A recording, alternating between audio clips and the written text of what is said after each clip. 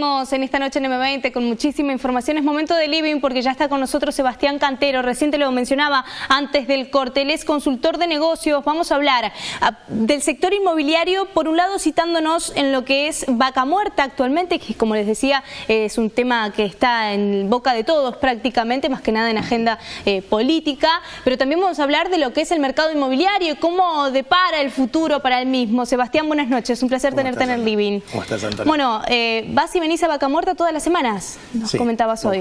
Todas las semanas. Es decir, que estás conociendo de cerca cómo está funcionando, digamos, la nueva apuesta que está haciendo el gobierno. Podríamos decir la más grande, ¿no? Yo creo que Vaca Muerta se ha transformado en política de Estado, por suerte. Nosotros iniciamos hace casi 3 años allá, cuando era tierra de nadie. Y bueno, siempre trató de arrancar y no arrancaba y demás, había bastantes conflictos para que se le ponga las fichas que se le tenía que poner.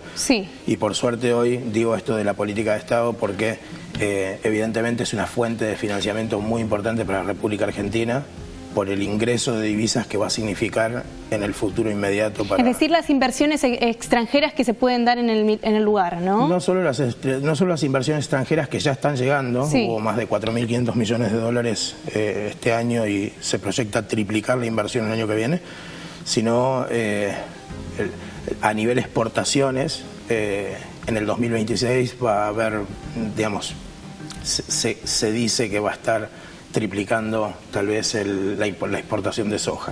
A ver, esto sería la proyección que hay con respecto a Vaca Muerta, ¿no? Estamos hablando de uno de los yacimientos petrolíferos más grandes que hay en el mundo, y está en Argentina. Es el segundo más importante. Segundo más importante. De gas no convencional.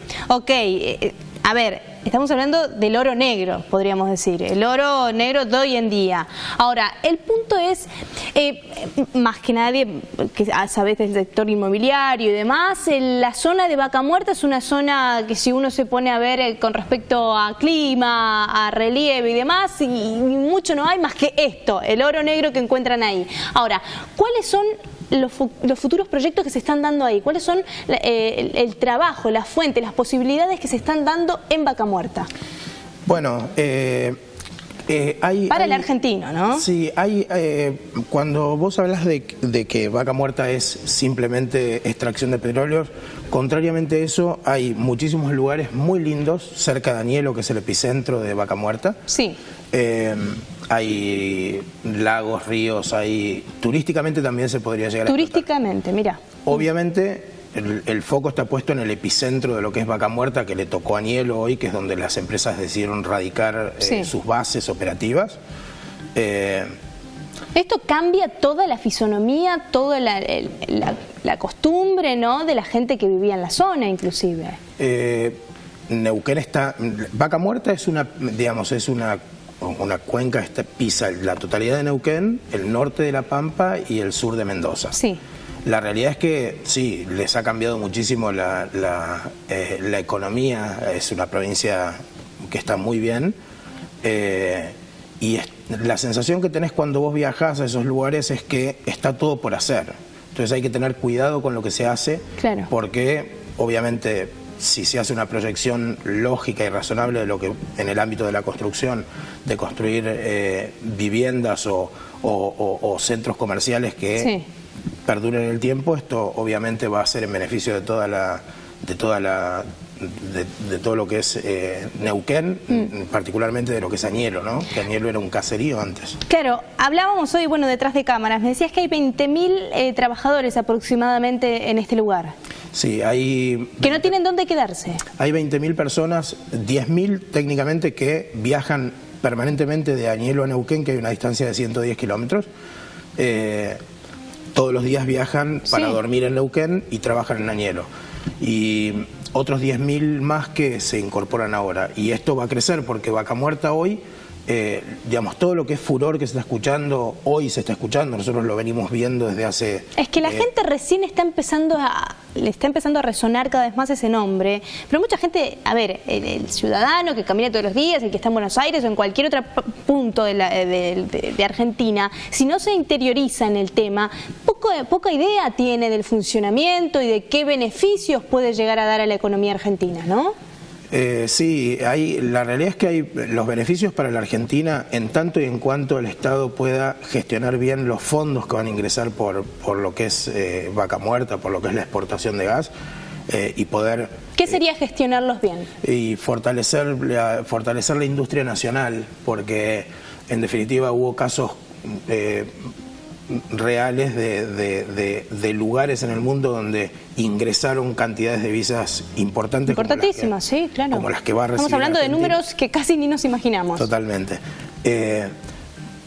Estos países, ejemplo, por ejemplo Holanda o Noruega, rápidamente reinvirtieron estos capitales que ingresaban, reutilizaron ese dinero para fortalecer la industria nacional, porque el fortalecimiento de la moneda local, producido por la entrada fuerte de divisas, si vos no actuás rápidamente en eso y no fortaleces la industria nacional, te transformas en un país poco competitivo para el resto de las industrias que tiene el país. Claro, a ver, ¿está todo en manos del gobierno que está ahora o del gobierno futuro? No sabemos, estamos en un año de elecciones.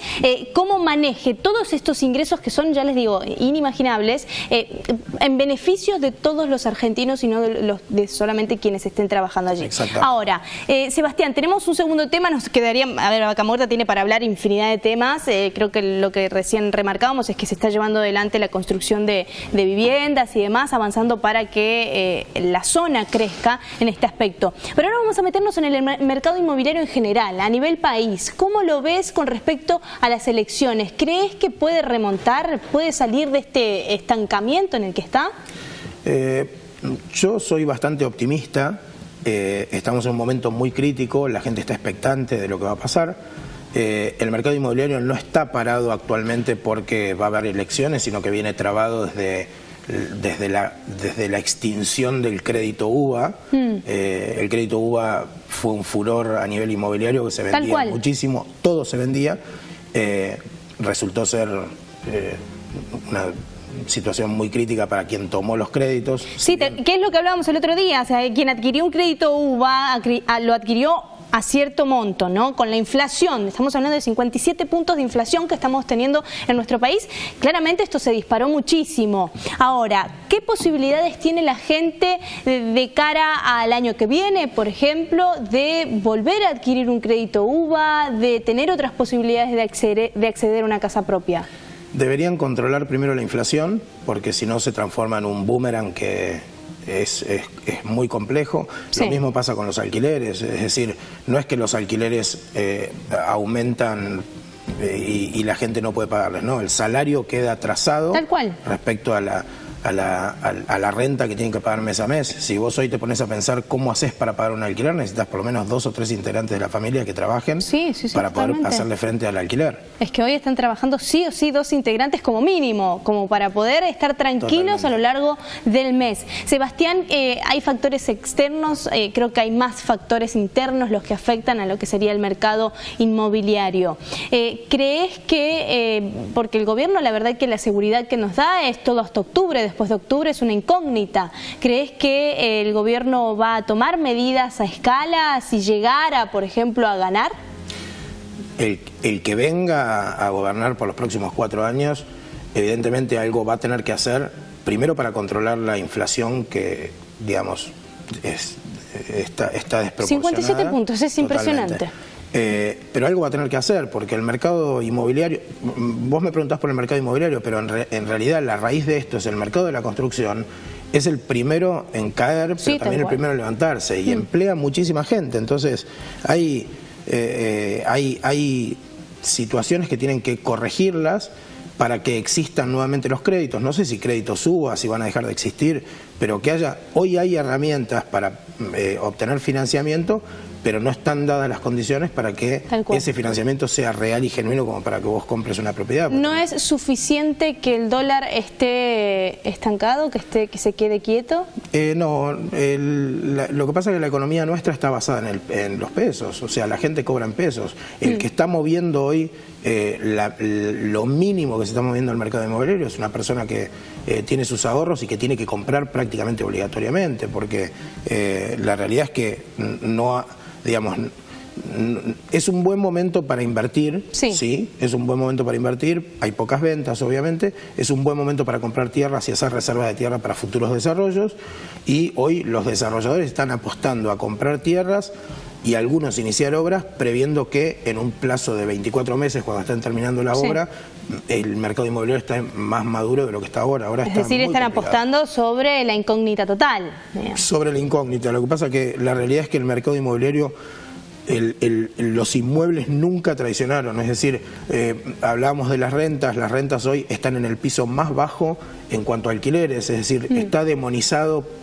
Que la gente dice, bueno, pero hay gente que tiene muchísimas propiedades, no, pero también hay gente que tiene 1 o 2 departamentos que los tiene como reserva de valor para poder tener una jubilación un poquito más digna. Sí, tal cual. Entonces, la realidad es que esos alquileres hoy están rindiendo apenas un 1%, y es una tasa de retorno para los inmuebles que, si bien el retorno es pésimo porque es una tasa muy baja, de todas maneras el inmueble nunca traiciona, porque siempre se posiciona en un lugar donde siempre va a valer. El ladrillo siempre, tal cual. Siempre vale. Es que es el objetivo principal, inclusive de toda persona que no tiene su casa propia y de algún modo va a buscar la posibilidad en apenas haya una mejora para poder soñar con esto, ¿no? Totalmente. Sebastián, muchas gracias por haber estado con nosotros. Hicimos un pantallazo de todo un poco. Nos queda tanto para hablar todavía, porque la verdad que la economía argentina y más que nada el sector inmobiliario